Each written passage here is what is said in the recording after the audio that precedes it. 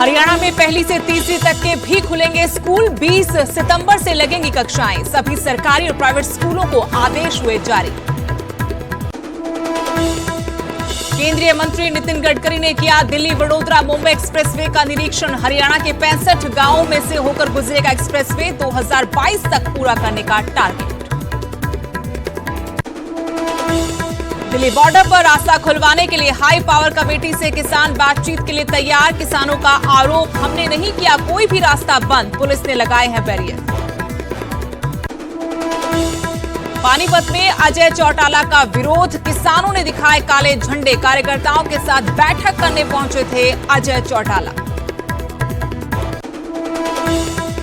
राष्ट्रपति रामनाथ कोविंद पहुंचे शिमला। राज्यपाल और मुख्यमंत्री ने किया स्वागत। कल विधानसभा के विशेष सत्र में होंगे शामिल।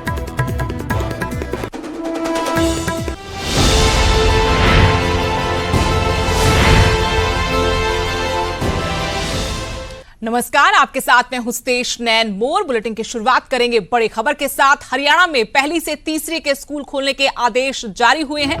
20 सितंबर से अब पहली से तीसरी की कक्षाएं भी लगेंगी। सभी सरकारी और प्राइवेट स्कूलों को आदेश जारी कर दिए गए हैं। ऑनलाइन कक्षाएं भी जारी रहेंगी। सभी को कोविड नियमों का पालन करना होगा। स्कूल आने से पहले माता पिता की अनुमति अभी भी जरूरी है।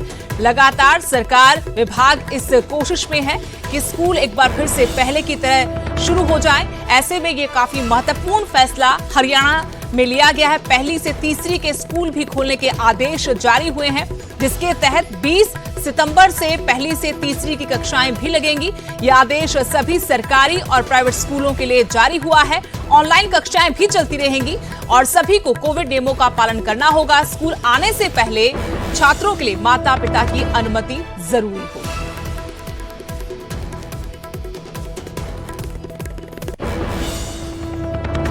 देखिए, जो जिस प्रकार से नियम पहले हैं उसी प्रकार से नियमों का पालन किया जाएगा। चाहे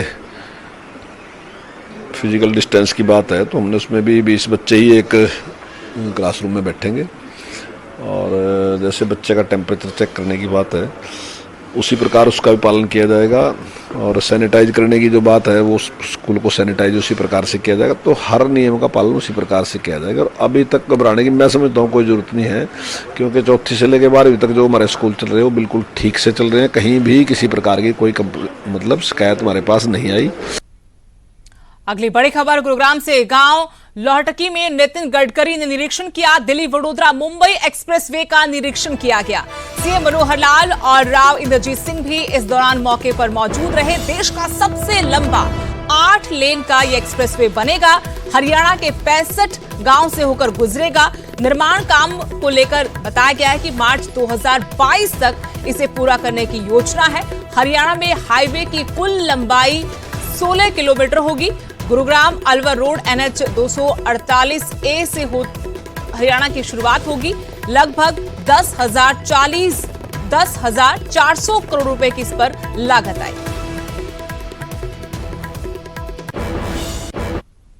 मुझे खुशी है कि वर्ल्ड का ये सबसे बड़ा ऐसा एक्सप्रेस हाईवे है और ये हमारे देश के लिए एक अभिमान का विषय है। और मुझे बहुत खुशी है कि काफ़ी बड़े प्रमाण पर इसका काम भी पूरा हो रहा है। और दिल्ली से मुंबई 12 साढ़े 12 घंटे में हम पहुंच सकेंगे। और इसमें हरियाणा में करीब 10,400 करोड़ की लागत से 160 किलोमीटर का हिस्सा हरियाणा से होकर गुजरेगा और उसमें से 130 किलोमीटर का काम अवार्ड हो चुका है। नुआ और पलवल को एक्सप्रेसवे से जोड़ने के लिए कई जगह इंटरचेंज के माध्यम से भी कनेक्टिविटी दी जाएगी। हरियाणा में 6 स्थानों पर वेस्ट साइड एमिनिटी बनाई जाएगी, जहां स्थानीय उत्पादन वालों को प्राथमिकता मिलेगी। एक और बड़ी खबर, सीएम ने केंद्रीय मंत्री नितिन गडकरी के सामने 18 मांगें भी रखी। गुरुग्राम के बिलासपुर कापड़ीवास अंडरपास की मांग इनमें से प्रमुख है। इसके अलावा दक्षिण हरियाणा के विकास के लिए कई अंडरपास की मांग मुख्यमंत्री ने रखी। जेवर से फरीदाबाद तक हाईवे को मंजूरी दी गई, ये मांग भी रखी। और पलवल में केजेपी और NH1 के लिए सर्विस रोड मंजूर किया जाए। गुरुग्राम सोहना अंडरपास 2022 तक पूरा होगा। नितिन गडकरी की तरफ से कहा गया कि ये जो महत्वाकांक्षी योजना है गुरुग्राम सोहना अंडरपास, इसको 2022 तक पूरा कर दिया जाएगा।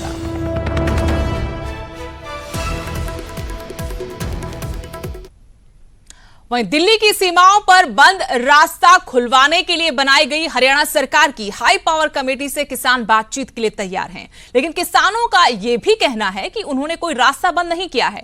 रास्ते तो सरकार और पुलिस ने बंद कर रखे हैं। ऐसे में सरकार को उन लोगों से बातचीत करनी चाहिए जिन्होंने ये रास्ते बंद किए हैं। किसानों का कहना है कि वो तो सिर्फ नेशनल हाईवे पर बैठे हैं, लेकिन पुलिस ने दिल्ली आने जाने वाले छोटे रास्ते बंद कर रखे हैं।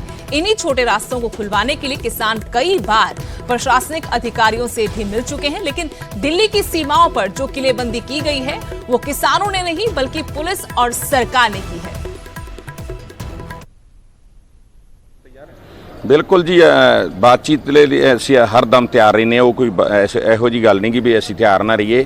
ਇਸ ਕਰਕੇ ਜਿਹੜਾ ਸਰਕਾਰ ਸਾਡੇ ਤੇ ਇਲਜ਼ਾਮ ਲਾ ਰਹੀ ਹੈ ਵੀ ਕਿਸਾਨਾਂ ਨੇ ਜਿਹੜੇ ਜਾਮ ਲਾ ਕੇ ਰੱਖਿਆ, बैरिकेडिंग किसाना ने नहीं की, देख सकते हैं अब सरकार ने की है।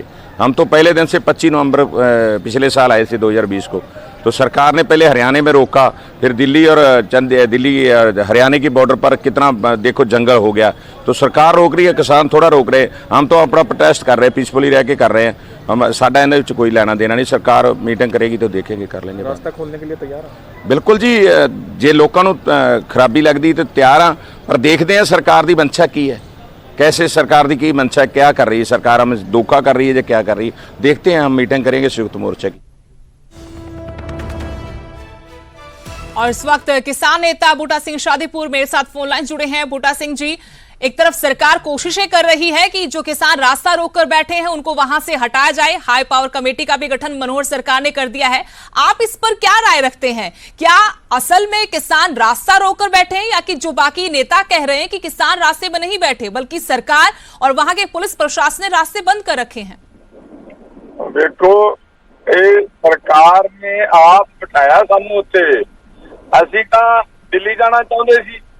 ਸਾਡਾ ਤਾਂ ਪ੍ਰੋਗਰਾਮ ਹੀ ਦਿੱਲੀ ਦਾ ਸੀ ਜੀ। ਦਿੱਲੀ ਜਾਣਾ ਚਾਹੁੰਦੇ ਸੀ। ਪਹਿਲਾਂ ਇਹਨਾਂ ਨੇ ਪਿੱਛੇ ਰੋਕਾਂ ਲਾਤੀਆਂ ਪੰਜਾਬ ਦੇ ਬਾਰਡਰ ਤੇ, ਸਾਨੂੰ ਉਹ ਤੋੜ ਕੇ ਅੱਗੇ ਜਾਣਾ ਪਿਆ। ਉਸ ਤੋਂ ਬਾਅਦ ਇਹਨਾਂ ਨੇ ਦਿੱਲੀ ਵਾਲੇ ਬਾਰਡਰ ਦੇ ਉੱਤੇ ਰੋਕ ਲਾ ਲਈ ਤੇ ਦਿੱਲੀ ਬਾਰਡਰ ਤੇ ਫਿਰ ਉੱਥੇ ਸਾਨੂੰ ਬਹਿਣਾ ਪਿਆ। ਠੀਕ ਹੈ ਜੀ, ਤੇ ਦਿੱਲੀ ਬਾਰਡਰ ਤੇ ਸਰਕਾਰ ਨੇ ਬਿਠਾਇਆ, ਅਸੀਂ ਥੋੜਾ ਬੈਠਿਆ। ਫਿਰ ਇਹਨਾਂ ਨੇ ਆਪਣੀਆਂ ਸਾਰੀਆਂ ਚਾਲਾਂ ਚੱਲ ਕੇ ਦੇਖ ਲਈਆਂ। ਸੁਪਰੀਮ ਕੋਰਟ 'ਚ ਵੀ ਇਹ ਗਏ ਆਪਣੇ ਸਾਥੀਆਂ ਦੇ ਰਾਹੀਂ, ਇਹਨਾਂ ਨੇ ਐਪਲੀਕੇਸ਼ਨ ਲਵਾਈ ਉੱਥੇ ਜਾ ਕੇ ਕਿ ਇਹਨਾਂ ਨੂੰ ਹਟਾਇਆ ਜਾਵੇ। ਤੇ ਸੁਪਰੀਮ ਕੋਰਟ ਨੇ ਵੀ ਸਾਡੇ ਹੱਕ 'ਚ ਫੈਸਲਾ ਦਿੱਤਾ ਕਿ ਜੇ ਆਪਣਾ ਪ੍ਰੋਟੈਸਟ ਕਰਨ ਦਾ ਹਰ ਇੱਕ ਨੂੰ ਅਧਿਕਾਰ ਹੈ ਤੇ ਸ਼ਾਂਤਮਈ ਢੰਗ ਦੇ ਨਾਲ कोई भी प्रोटेस्ट जो है वो कर सकता है, अपने हक खातर वो लड़ सकता है। लेकिन बूटा सिंह जी, अब जो स्थानीय लोग हैं वो ये मांग कर रहे हैं कि आपकी वजह से उनको परेशानी हो रही है। किसानों को 10 महीने हो गए यहाँ पर डेरा जमाए बैठे हैं, आवाजाही तक नहीं कर पा रहे, काम धंधे चौपट हो गए हैं और सरकार ये कोशिश करे कि आप लोग वहां से हट जाएं। अगर सरकार आपको कोई दूसरी जगह देती है धरना प्रदर्शन के लिए तो क्या आप राजी होंगे वहां से हटने के लिए? बिल्कुल नहीं सुदेश, बिल्कुल नहीं ऐसी बात होगी कोई भी। हम तो पहले भी यही बोला था कि कौन आदमी आकर यहाँ कहता है सरकार ने, मैं यही बोल रहा था आपको कि पहले भी सरकार ने कोशिश की, जो साथ वाले गांव हैं जहाँ हमारा धर्म हुआ है, सरकार वाले जो साथ वाले गांव उनको परेर कर आके ले आकर हमारे खिलाफ बुलाने का यत्न किया, लेकिन कोई भी नहीं वही बोला। उन्होंने कहा हमको कोई परेशानी नहीं है, ये हमारे भाई हैं, हमारे साथ बैठे हैं, इनके बैठने के साथ हमको कोई परेशानी नहीं है। दूसरी बात हुई आगे जाने की, बिल्कुल नहीं जाएंगे यहाँ से छोड़कर। कमेटी बनी है, कमेटी के साथ हम भी फैसला कर लेंगे। हमारी भी हाई प्रोफाइल कमेटी हम बनाएंगे, वो भी इनके साथ बात कर लेंगे जाके, लेकिन देखेंगे सरकार की क्या मंशा है। लेकिन बूटा सिंह जी, बातचीत का क्या फायदा अगर आप लोग पहले से मन बनाकर बैठे हैं कि आप इस जगह को खाली करेंगे ही नहीं, यहीं पर धरना प्रदर्शन, आपका आंदोलन पहले की तरह चलता रहेगा, फिर सरकार की तरफ से बनाई गई हाई पावर कमेटी से बातचीत का क्या मकसद? मैं समझ गया तुम्हारी बात, मैं समझता हूँ, लेकिन मैं कहता कई बार ये लोग बात करना चाहते हैं कि किसान जथेबंदियां हमारी किसी भी कमेटी के साथ बात नहीं करती, हम ये चाहते हैं। लेकिन बात हमारे वाली बिल्कुल ठीक है, जब हम बैठेंगे यहाँ बात करने की जरूरत कोई भी नहीं है। हमारा वहां भी यही होगा। सवाल उनको कि हम जाना नहीं चाहते, लेकिन हम चाहते हैं कि सरकार ये प्रचार करती है कि जथेबंदियां बात नहीं करती, ना केंद्र के साथ ना हमारे साथ। अब मैं तो इसलिए ये बात कर रहा हूँ, लेकिन यहाँ से उठेंगे नहीं। जब आप बैठे थे जाकर 26 नवंबर को, उस रोज भी सरकार ने बहुत जतन किया, अपने ऑफिसर भेजे कि तुम बरगाड़ी ग्राउंड में चले जाओ। हमने उस रोज भी कहा जहाँ बैठ गए हैं वहां बैठेंगे, जितनी देर ये काले कानून रद्द नहीं होंगे उतनी देर हम यहीं बैठे रहेंगे। चलिए, बहुत बहुत शुक्रिया बूटा सिंह शादीपुर जी हमसे बातचीत करने के लिए। तो दो टूक किसान नेता की तरफ से कहा गया कि सरकार जो मर्जी कर ले वो यहां से नहीं हटेंगे। पहले भी कोशिश की थी कि दिल्ली ना जाए, सरकार ने उन्हें रोका, वो दिल्ली जाना चाहते थे। अब अगर यहां बैठकर धरना प्रदर्शन कर रहे हैं तो यहां से हटाने की भी साजिश रची जा रही है। हालांकि ये जरूर कहा कि जो हाई पावर कमेटी मनोहर सरकार ने बनाई है उससे किसान नेता जरूर बातचीत करेंगे। अगली बड़ी खबर, पानीपत में जेजेपी नेता अजय चौटाला का विरोध हुआ है। विरोध में किसानों ने उन्हें काले झंडे दिखाए। कार्यकर्ताओं के साथ अजय चौटाला यहां पर बैठक के लिए पहुंचे थे।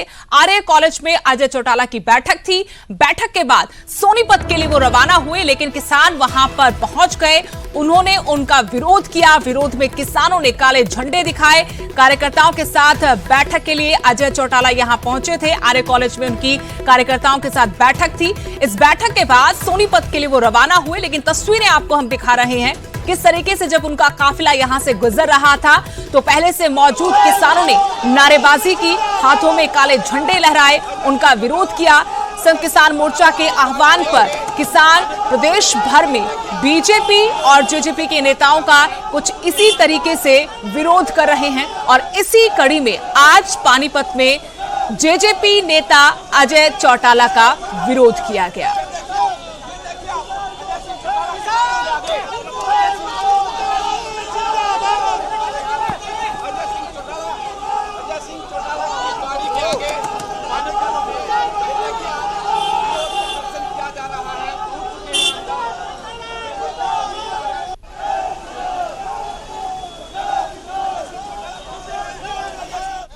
प्रदेश में बीजेपी और जेजेपी की सरकार है और संयुक्त किसान मोर्चे का आह्वान है कि बीजेपी और जेजेपी के नेताओं का विरोध करो।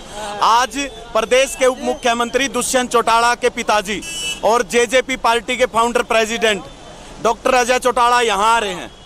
उनका विरोध करने के लिए किसान पहुंचे हैं और दुर्भाग्य की बात है डॉक्टर अजय चौटाला सजा याफ्ता अपराधी है, उद्घोषित क्रिमिनल है और पैरोल पे आया हुआ है, छुट्टी और पैरोल पे आया, प्रोग्राम करता फिर रहा।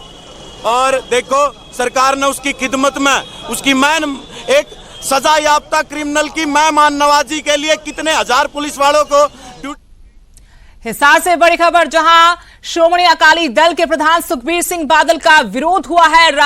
रामायण टोल प्लाजा पर किसानों ने उन्हें काले झंडे दिखाए। मोगा में लाठीचार्ज का किसानों ने विरोध किया।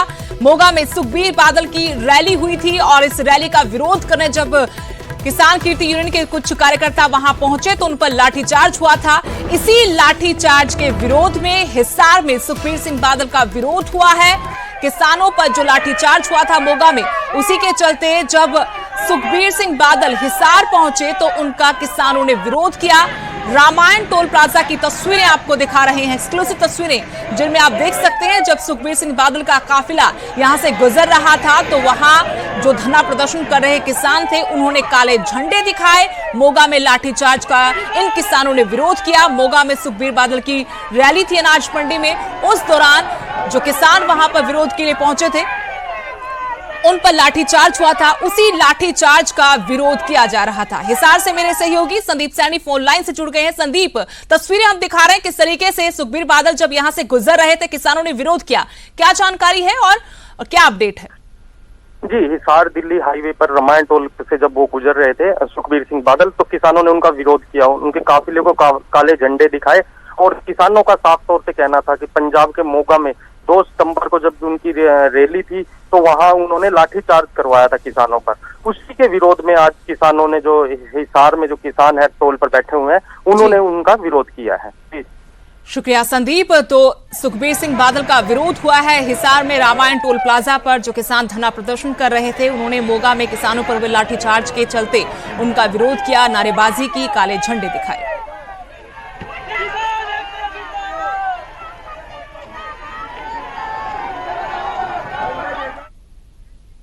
और यहां रुकेंगे छोटे से ब्रेक के लिए, आप बने रहिएगा हमारे साथ।